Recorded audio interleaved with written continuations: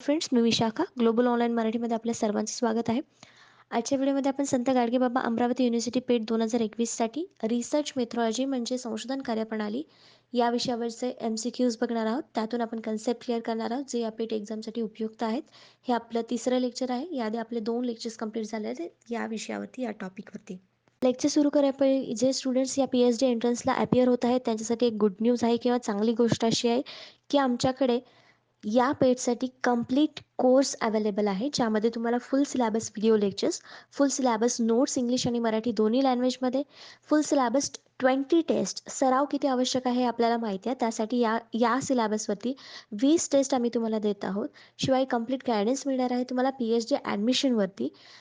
ह्या course join करण्यासाठी फक्त दिलेल्या व्हॉट्सअप नंबरवरती मेसेज करायचा आहे, जिची फीस फक्त 499 रुपये आहे. फटाफट या कोर्सला जॉईन करा, कारण पेट एक्झाम 25 तारखेपर्यंत रजिस्ट्रेशन आहे. त्याच्यानंतर एक्झाम कधीही येऊ शकते आणि आपला अभ्यास कंप्लीट असायला पाहिजे. यासाठी तुम्ही लवकरात लवकर हा कोर्स जॉईन करा. सुरू करूयाच्या प्रश्नांना. पहिला प्रश्न आहे, which of the following is true about sampling? खालीलपैकी कोणते नमुनाबद्दल खरे आहे? जेव्हा आपल्याला रिसर्च करायचा असतो त्या रिसर्चमध्ये आपण सॅम्पल्स निवडत असतो, नमुना निवडत असतो एखाद्या विषयावरती आपल्याला जेव्हा रिसर्च करायचा असतो तेव्हा, आणि त्यावरून जो आपल्याला डेटा मिळतो त्याच्यावरती मग आपण आपलं कन्क्ल्युजन मांडत असतो आणि आपलं रिसर्च पूर्ण करत असतो. तर ते नमुना काय आहे किंवा त्याच्यातला कुठला स्टेटमेंट हे बरोबर आहे नमुनाबद्दल ते आपल्याला सांगायचं आहे या क्वेश्चनमध्ये. ऑप्शन्स आहेत, sample is a part of population, नमुना हा लोकसंख्येचा एक भाग आहे. Sampling saves time, money and energy, नमुना घेण्याचे वेळ, पैसा आणि ऊर्जा वाचवते नमुना घेतल्याने. Sampling helps in estimating sampling error, सॅम्पलिंगमुळे सॅम्पलिंग त्रुटीचा अंदाज घेण्यात मदत होते. D all of the above, वरील सर्व. तर नमुना का घेतात म्हणजे त्याच्यावरून आपल्याला पुढची गोष्ट डेटा मिळवण्यासाठी सॅम्पल्स का घेतात, तर तो एक लोकसंख्येचा भाग असतो. बरोबर आहे, कारण आपण लोकसंख्येमधूनच एखादे वेगवेगळे सॅम्पल्स घेतो. कुठलाही विषय निवडतो आपण तेव्हा लोकसंख्येमधलाच एक भाग घेतो. म्हणजे sample is a part of population हे स्टेटमेंट बरोबर आहे. B, sampling saves time, money and energy, B सुद्धा बरोबर आहे, कारण एखादा सॅम्पल जेव्हा आपण घेतो तेव्हा आपल्याला 10 सॅम्पल्स सेम तशाच घेण्याची गरज नसते. सॅम्पल म्हणजेच एक गोष्ट की 10पैकी एक घ्यायचं, 10 जेव्हा सेम असतात त्यातला एक घ्यायचं, चेक करायचं, मग बाकीचं पण त्याच्यावरचं कन्क्लुजन आहे ते सेम लागू होणार बाकीच्या 9 जणांना. म्हणजेच इथं आपला टाईम वाचतोय. 10 जणांचा माहिती घेण्याच्या ऐवजी एका जणाची माहिती घेतली तर तिथे आपला टाईम वाचतोय, मनी वाचतोय, एनर्जी वाचते. म्हणजे बी स्टेटमेंट देखील बरोबर आहे. C, sampling helps in estimating sampling errors, sample म्हणजे आधीच्या ज्या चुका झालेल्या आहेत त्या त्रुटी टाळण्यासाठी सॅम्पल्स आपल्याला मदत करतात, किंवा जे चूक होणार आहे पुढे त्याच्याबद्दल अंदाज येण्यासाठी आपल्याला सॅम्पल्स मदत करतात. हे पण स्टेटमेंट बरोबर आहे. मग आपल्या इथं करेक्ट आन्सर कुठला येणार? तिन्ही स्टेटमेंट खरे आहेत सॅम्पलिंगबद्दल किंवा नमुन्याबद्दल. मग आपलं करेक्ट आन्सर इथे येणार आहे D all of the above, वरील सर्व स्टेटमेंट्स जे आहेत ती सॅम्पलिंगबद्दल खरी आहेत किंवा नमुन्याबद्दल खरी आहेत. Sampling is a process used in statistical analysis in which a predetermined number of observations are taken from the larger population. तर सॅम्पलिंग म्हणजे काय सांगितलेलं आहे की खूप मोठ्या लोकसंख्येतून काही स्टॅटिस्टिकल मेथडनी म्हणजे सांख्यिकीय मेथडनी चॉईस केलेलं म्हणजे निवडलेले लोक असतात त्याला आपण सॅम्पल्स असं म्हणू शकतो. The methodology use to sample form a larger population depends on the type of analysis being perform, but it may include simple random sampling or systematic sampling. हां, सिम्पलचे वेगवेगळे टाईप्स आहेत.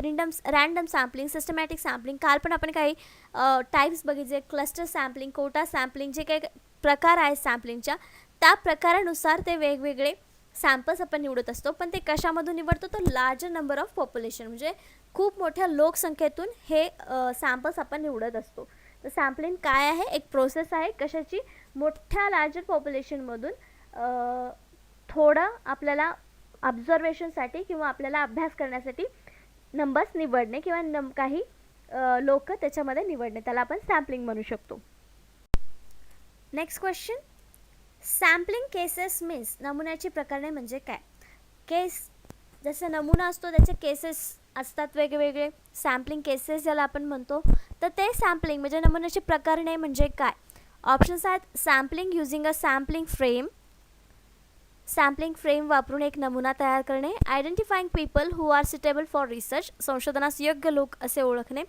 Literary the researcher's brief case अक्षरशः संशोधकाचे संक्षिप्त प्रकरण असतं. Sampling of people newspaper television programmes etcetera लोकांचे नमुने घेणे वर्तमानपत्रे दूरदर्शन कार्यक्रम इत्यादी. सॅम्पलिंग केसेस म्हणजे उदाहरणं असं म्हणू शकतो आपण. सॅम्पल काय काय असू शकतात त्यांना सॅम्पल केसेस असं आपण म्हणू शकतो. मग आपल्या या ऑप्शन्सपैकी करेक्ट ऑप्शन काय असणार आहे इथे? D. Sampling of people newspaper television programmes etcetera these are the sampling cases. नमुन्याची प्रकरणं आहेत किंवा उदाहरणं आहेत असं आपण म्हणू शकतो. म्हणून आपलं करेक्ट आन्सर तर डी आलेलं आहे. Sampling in case study research involves decision that the researchers make regarding sampling strategies, the number of case studies, and the definition of unit of analysis. It is central theory of building. The sampling cases काय study करायला सांगतं आपल्याला की samples कसे कसे घेतले पाहिजेत, त्यात स्ट्रॅटेजी कुठल्या असल्या पाहिजेत किंवा एखादी केस स्टडी केल्यानंतर त्याच्यावरती दुसरे सॅम्पल्स कसे निवडले पाहिजेत याबद्दल माहिती मिळण्यासाठी हे सॅम्पल केस आपण घेत असतो. याच्यामध्ये नंबर्स आपण ठरवू शकतो की केसेस किती घेऊ शकतो. केस स्टडी ज्याला म्हणतो आपण त्या स्टडी किती घेऊ शकतो हे नंबर्स आपण ठरवू शकतो. त्याचा ॲनालिसिस केल्यानंतर मग आपल्याला एखादी थेअरी बिल्ड करायला सोपं जातं. Next question. The aggregate of all the units pertaining to the study is called. अभ्यासाशी संबंधित सर्व युनिट्सचे एकत्रीकरण म्हणजे काय? Aggregate all the units pertaining to the study is called. आपण जे प्रश्न बघितले तिन्ही, तिसरा प्रश्न देखील हा सॅम्पल्सशीच रिलेटेड आहे. त्यांनी असे विचारले की अभ्यासाशी संबंधित सर्व युनिट्सचे एकत्रीकरण. इथे युनिट या अर्थाने वापरले की सॅम्पल्सच्या एकत्रीकरणाला आपण काय म्हणतो? सॅम्पल्स माहिती आपण लोकांमधलेच घेत असतो. मग त्या युनिट्सला एकत्रितकरण म्हणजे एकत्रितपणे काय म्हणू शकतो? ऑप्शन्स आहेत population, universe, unit, sample, frame. तरी ऑलरेडी आपल्या प्रश्नामध्ये युनिट आहे, मग त्यामुळे युनिट आपलं करेक्ट आन्सर असणार नाही. सॅम्पल्स त्याला म्हणता येईल का? नाही, ते सगळं एकत्रित नसतं. सॅम्पल्स आपण चॉईस केलेले असतात किंवा त्याचे वेगवेगळे प्रकार पडलेले असतात. फ्रेम येईल का? नाही. मग आपलं करेक्ट आन्सर इथे काय असणार आहे? Population or universe. कारण ते सगळेच सॅम्पल्स त्याच्यामध्ये एकत्रित आहेत, सगळे युनिट्स त्याच्यामध्ये एकत्र आहेत, म्हणून ते एक पॉप्युलेशन ऑर युनिवर्स आहेत. पॉप्युलेशन म्हणजे काय? The aggregate of all units pertaining to the study असं देखील आपण म्हणू शकतो. रिलेटेड टू सॅम्पलिंग म्हणून याचं करेक्ट आन्सर आपला ए आलेला आहे. सॅम्पलिंगचे काही पॉईंट्स आहेत ते आपण बघूयात. The aggregate of all the units pertaining to the study is called a population or universe. जे आता आपण बघितलं स्टेटमेंट की जे ॲग्रिगेट्स युनिट्स एकत्रितपणे काम करतात त्यांना आपण काय म्हणतो? पॉप्युलेशन किंवा युनिवर्स म्हणतो. A member of a population is an element. जे पॉप्युलेशनचे मेंबर असतात त्याला आपण इलिमेंट म्हणतो किंवा युनिट म्हणू शकतो. एलिमेंट ऑफ स्टडी असं म्हणू शकतो, म्हणजेच इलिमेंट हा शब्द देखील त्याला म्हणू शकतो. अ part of a population is called samples. तर हे जे वेगवेगळे आपल्याला ऑप्शन्समध्ये आले होते की युनिट काय आहे, इलिमेंट काय आहे, सॅम्पल काय आहे, पॉप्युलेशन आणि युनिवर्स काय आहे, तर त्याची ही स्टेटमेंट आपल्याला आन्सर्स देत आहेत. The aggregate of all units pertaining to the study is population. The member of population is element. A part of the population is a sample. The process of drawing a sample from the population is called sampling. Sampling ची ही व्याख्या थोडक्यात करता येईल आपल्याला की the process of drawing a sample from population. The list of sampling units from which a sample is taken is called sampling frame. Sampling frame ची व्याख्या इथे काय दिलेली आहे? लिस्ट, जे सॅम्पल युनिट्स आहेत त्या सगळ्यांची लिस्ट, त्याला आपण सॅम्पलिंग फ्रेम असं म्हणू शकतो. ह्या सॅम्पलिंगच्या काही कन्सेप्ट आहेत, छोटे छोटे आहेत, ते आपल्याला लक्षात ठेवायचे आहेत. नेक्स्ट क्वेश्चन आहे 4 नंबरचा. Dash dash refers to those elements from which samples are specifically chosen or selected for research. Dash dash त्या घटकांचा संदर्भ आहे ज्यातून नमुने विशेषतः निवडले जातात किंवा संशोधन निवडले जातात. आपल्याला प्रश्न असा दिलेला आहे की ज्यातून आपण सॅम्पल्स निवडतो, जे एलिमेंट्स असतात ते सॅम्पल्ससाठी निवडलेले जातात, ते कुठल्या गटातून किंवा कुठल्या गोष्टीतून निवडले जातात. आपल्याला ऑप्शन्स दिलेले आहेत finite populations, target population, infinite population, sampling population. तर याचं करेक्ट आन्सर आहे बी, टार्गेट पॉप्युलेशन म्हणजे लक्ष्य लोकसंख्या. हे याचं करेक्ट आन्सर आहे, कारण आपण सगळ्याच सॅम्पल्समधून, सगळ्या पॉप्युलेशनमधून आपण रिसर्च करत नाही. आपण रिसर्च करताना एक स्पेसिफिक टार्गेट पॉप्युलेशन बघतो आणि त्यातून मग सॅम्पल्स निवडतो. समजा आपला विषय आहे की सरकारी नोकरी करणारे लोक, तर त्यातून आपलं टार्गेट पॉप्युलेशन काय असणार आहे, तर जे गव्हर्मेंट सर्व्हिस करत आहेत, सरकारी नोकरी करत आहेत, हे आपलं टार्गेट पॉप्युलेशन असणार, लक्ष लोकसंख्या असणार आहे. तर फायनाईट आणि सॅम्पलिंग पॉप्युलेशनमधून आपण सॅम्पल्स निवडायला जाणार नाही, ते आपल्याला खूप कठीण होईल. मग आपण कशातून निवडणार आहोत, ते टार्गेट पॉप्युलेशनमध्ये लक्ष लोकसंख्येमधून ते आपण निवडणार आहोत. म्हणजे आपलं करेक्ट ऑप्शन बी आलेलं आहे. The target population is the group of individuals that the intervention intends to conduct research in and draw conclusions from. In cost effectiveness analysis, characteristics of target population and any subgroups should be described clearly. मग target population काय जे मी सांगितलं तेच तिथे सांगितलेलं आहे की जो आपण विषय निवडलेला आहे ते आपल्याला कन्क्लुजन त्याच्यावरती मिळण्यासाठी त्या विषयाशी रिलेटेड जे लोक आहेत त्याला आपण टार्गेट पॉप्युलेशन असं म्हणू शकतो. Example of target population are companies' customer base, the population of particular country, the student at a particular university or a tenant of housing association. हे वेगवेगळे एक्झाम्पल दिलेले टार्गेट पॉप्युलेशनचं. जेव्हा आपण कस्टमरशी रिलेटेड काहीतरी रिसर्च करत असू तेव्हा आपला टार्गेट पॉप्युलेशन असणार आहे कंपनीज कस्टमर बेस. त्यानंतर the population of particular country, एखाद्या कंट्रीचा आपण जेव्हा रिसर्च करणार असेल तेव्हा पॉप्युलर कंट्रीचे पॉप्युलेशन जे आहे ते आपलं पॉप्युलेशन टार्गेट असणार आहे. नंतर the student at a particular university, एखाद्या युनिव्हर्सिटीचं जेव्हा आपण रिसर्च करणार असेल तेव्हा आपला टार्गेट पॉप्युलेशन हे त्या पर्टिक्युलर युनिव्हर्सिटीचे स्टुडंट्स असणार आहेत. अशा प्रकारचं एक्झाम्पल आपण देऊ शकतो टार्गेट पॉप्युलेशनसाठी. नेक्स्ट क्वेश्चन आहे 5th नंबरचा. अ member of population is called, लोकसंख्येच्या सदस्याला असे म्हणतात.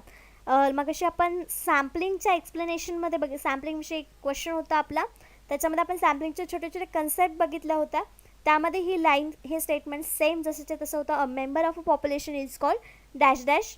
तर आपले ऑप्शन्स आहेत एलिमेंट्स घटक, डेटा, फॅमिली कुटुंब, ग्रुप गट. त्याचं करेक्ट आन्सर आहे ए एलिमेंट्स घटक. अ member of a population is called element. Elements sampling or direct element sampling is a sampling method whereby every unit, that is person, organization, group, company, etc. has an equal chance of being selected to be included in a research sample. तर जेव्हा आपण sample म्हणून element निवडतो तेव्हा त्याच्यामध्ये पर्सनचं नाव असू शकतं, organisation असू शकतं, ग्रुप असू शकतं किंवा कंपनी असू शकते. यापैकी काही असू शकतं एलिमेंट सॅम्पलिंगमध्ये. तर आपलं जे स्टेटमेंट होतं की जे सॅम्पल्स असतात, पॉप्युलेशन असतात, त्यांना आपण एलिमेंट्स म्हणू शकतो. मग इथे आपलं करेक्ट आन्सर एलिमेंट आहे. नेक्स्ट क्वेश्चन आहे 6 नंबरचा. The population to be sampled is divided into units which are known as. नमुने घेण्याची लोकसंख्या युनिट्समध्ये विभागली गेली आहे त्याला असे म्हणून ओळखले जाते. आपण नमुने जेव्हा घेतो तेव्हा काही युनिट्समध्ये त्याची विभागणी करतो आणि एखादं युनिट मग आपल्याला रिसर्चसाठी आपण घेतो, त्याला काय म्हणतात. Options sampling frame, sampling errors, sampling gap, sampling units. त्याचं करेक्ट आन्सर आहे डी सॅम्पलिंग युनिट्स. आपल्याला क्वेश्चनमध्येच आन्सर विचारेल डिवायडेड इंटू युनिट्स, त्याला काय म्हणतात, सॅम्पलिंग युनिट्सला काय म्हणतात असं विचारलेलं आहे. Sorry, the population to be सॅम्पल्ड, जे पॉप्युलेशन सॅम्पल म्हणून आपण घेणार आहे, जे युनिटमध्ये डिवाईड झालेले आहेत त्यांना काय म्हणणार आहे. क्वेश्चनमध्येच आन्सर आपल्याला मिळालं की सॅम्पलिंग युनिट्स असं त्याला म्हणतात. म्हणजे करेक्ट आन्सर आपल्याला जे मिळालेलं आहे ते आहे D. In the context of market research, a sampling unit is an individual person. Sampling unit कशाला म्हणतात, तर इंडिव्हिज्युअल पर्सनला म्हणतात. In the context of market research, sampling units are taken from entire population. Sample units कशातून घेतो आपण, तर जे सर्व लोकसंख्या आहे त्याच्यातून आपण सॅम्पलिंग युनिट्स निवडत असतो.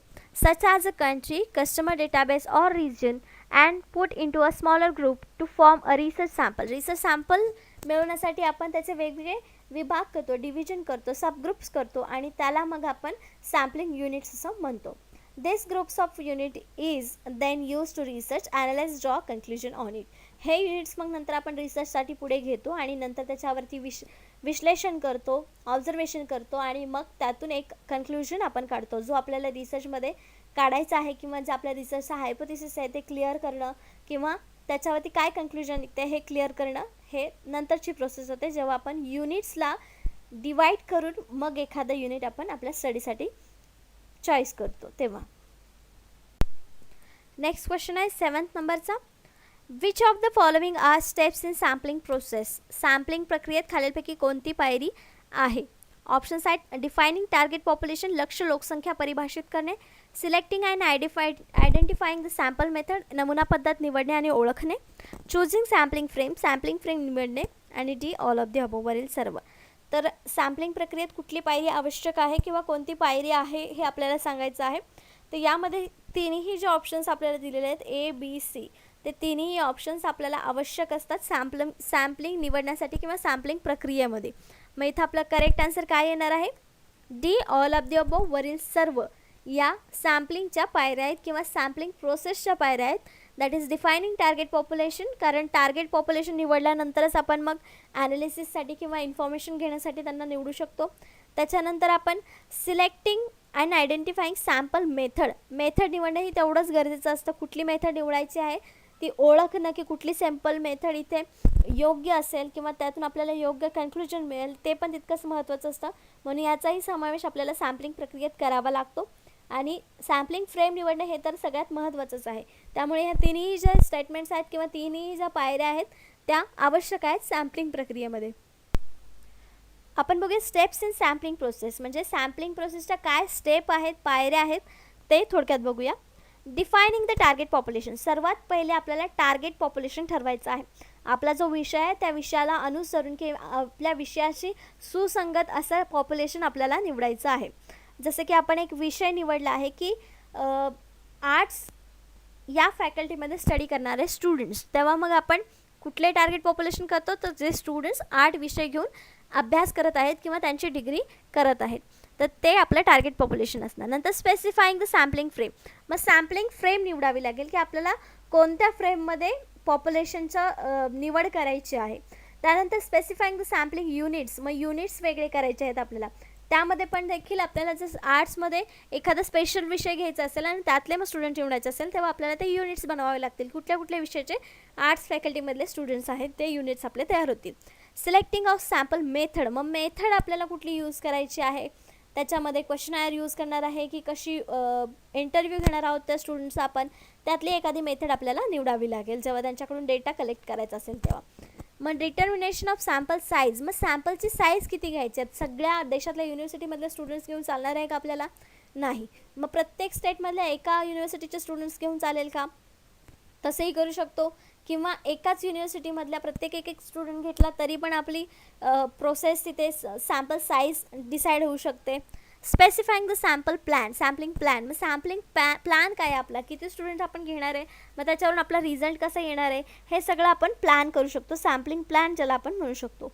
सिलेक्टिंग द सॅम्पल, आणि हे सगळं झाल्यानंतर मग आपले सॅम्पल्स हे सिलेक्ट होणार आहेत. या सगळ्या प्रोसेसमधून गेल्यानंतर लास्टला मग सॅम्पल सिलेक्ट केले जातात. जे आपल्याला आवश्यक आहेत प्रत्येक सॅम्पलमध्ये आपल्या रिसर्चसाठी, ते आपण सॅम्पल म्हणून निवडतो. मग इथे आपली सॅम्पल घेण्याची किंवा सॅम्पल निवडण्याची प्रोसेस कंप्लीट होते. नेक्स्ट क्वेश्चन 8 नंबरचा, पॉप्युलेशन व्हॅल्यू इज कॉल्ड, लोकसंख्या मूल्याला असे म्हटले जाते. काय म्हटलं जातं? लोकसंख्येचे मूल्य जे असतं त्याला आपण काय म्हणतो? ऑप्शन्स आहेत पॅरामीटर, स्टॅटिस्टिक्स, व्हेरिएबल्स आणि डेटा. तर आपलं करेक्ट आन्सर इथे असणार आहे पॅरामीटर्स. पॅरामीटर्स हा एक वर्ड आहे जो कशाला बोललं जातं, पॉप्युलेशनची जी काय व्हॅल्यू आहे त्याला पॅरामीटर म्हटलं जातं. त्याच्यामध्ये पॉप्युलेशन व्हॅल्यू मोजली जाते असं आपण म्हणू शकतो. तर पॅरामीटर म्हणजे काय आपण बघूया. A parameter is a numerical quantity or attribute of population that is estimated using data collected from the population. तर हा न्यूमेरिकल क्वांटिटी असणारा म्हणजे सांख्यिकीय मोजमाप असलेला एक गोष्ट आहे जे आपण डेटा कलेक्ट करतो लोकसंख्येमधून, त्याच्यासाठी हे वापरलं जातं parameter word. Parameter are to populations as a statistics are the samples, म्हणजे पॅरामीटर हे लोकसंख्येमध्ये जे स्टॅटिस्टिक्स सॅम्पल आपण गोळा करणार आहोत त्याच्यासाठी वापरले जातात. Parameters may also refers to the specific aspects of sampling distribution. याच्यामध्ये कशासाठी वापरलं जातं पॅरामीटर, की सॅम्पलिंगचं डिस्ट्रीब्युशन करण्यासाठी किंवा जर टेस्ट आपण घेतो, स्टॅटिस्टिक्स टेस्ट म्हणतो आपण, Z test, F test, T test, या सगळ्या ज्या टेस्ट आहेत त्याच्यासाठी रेफरन्स देण्यासाठी किंवा त्या डिस्ट्रीब्युशन करण्यासाठी हे पॅरामीटर्स आपण वापरतो. For example, when estimating the mean weight loss for subscribers of a particular weight loss plan, जे पर्टिक्युलर वेट लॉस प्लॅन वापरत आहेत त्यांनी सबस्क्राईब केलेलं आहे त्या प्लॅनसाठी, त्या कॅटेगरीतले सगळे लोक, त्याला आपण पॅरामीटर म्हणू शकतो. म्हणजे आपण जनरली वापरतो वर्ड की हां, या पॅरामीटरमध्ये बसणारे स्टुडंट्स या एक्झामला बसू शकतात. हे पॅरामीटर वर्ड आपण इथे असं वापरू शकतो. The most straightforward point estimate is the sample mean. Sample mean काढण्यासाठी आपण पॅरामीटर हा वर्ड वापरतो असे इथे आपण म्हणू शकतो. नेक्स्ट क्वेश्चन आहे 9 नंबरचा, सॅम्पल व्हॅल्यू इज कॉल्ड, नमुना मूल्य याला असे म्हटले जाते. काय म्हटलं जातं? पॉप्युलेशन व्हॅल्यूला आपण पॅरामीटर म्हणतो. मग इथे सॅम्पल व्हॅल्यू विचारलेले आहे. ऑप्शन्स आहेत पॅरामीटर, स्टॅटिस्टिक आकडेवारी, व्हेरिएबल, चल, डेटा. तर आपल्या ऑप्शन्समध्ये इथे करेक्ट आन्सर आपल्याला लगेच सापडेल. जेव्हा पॉप्युलेशनच्या व्हॅल्यूला पॅरामीटर्स म्हणतात, तर सॅम्पलच्या व्हॅल्यूला आपण काय म्हणणार? स्टॅटिस्टिक. एकच वर्ड आहे जो सॅम्पल्सची व्हॅल्यू सांगू शकतो आपल्याला, म्हणून आपल्या इथं करेक्ट वर्ड आहे, करेक्ट ऑप्शन आहे स्टॅटिस्टिक्स, आकडेवारी. सॅम्पल व्हॅल्यूला आपण स्टॅटिस्टिक असं म्हणतो. A sample value is the value of statistic calculating using the values of sample. सॅम्पलच्या व्हॅल्यू कशा मोजल्या जातात? तर स्टॅटिस्टिक जे काय आहे आपले नंबर्स आहेत त्याला कॅल्क्युलेट केलं जातं, त्याची व्हॅल्यू जे निघेल ते सॅम्पलची सॅम्पल व्हॅल्यू आहे असं आपण म्हणू शकतो. A population value also called parameter. जसं आता लास्ट आपण क्वेश्चनमध्ये बघितलं की पॉप्युलेशनची व्हॅल्यू जी आहे त्याला पॅरामीटर म्हणतात. Is calculating using all the values of the entire population. सगळ्या पॉप्युलेशनच्या व्हॅल्यूज कॅल्क्युलेट करून आपण सॅम्पल व्हॅल्यूज काढत असतो. म्हणजे आपलं करेक्ट ऑप्शन काय आलं होतं? सॅम्पल व्हॅल्यूला काय म्हणतो आपण? स्टॅटिस्टिक्स. नेक्स्ट क्वेश्चन आहे 10 नंबरचा. A complete survey of population is called. लोकसंख्येचं संपूर्ण सर्वेक्षण असे म्हणतात. कशाला म्हणतात? ऑप्शन्स आहेत सेन्सस, जनगणना, सॅम्पल म्हणजे नमुना, रिपोर्ट म्हणजे अहवाल, D none of the above, वरीलपैकी कोणतेही नाही.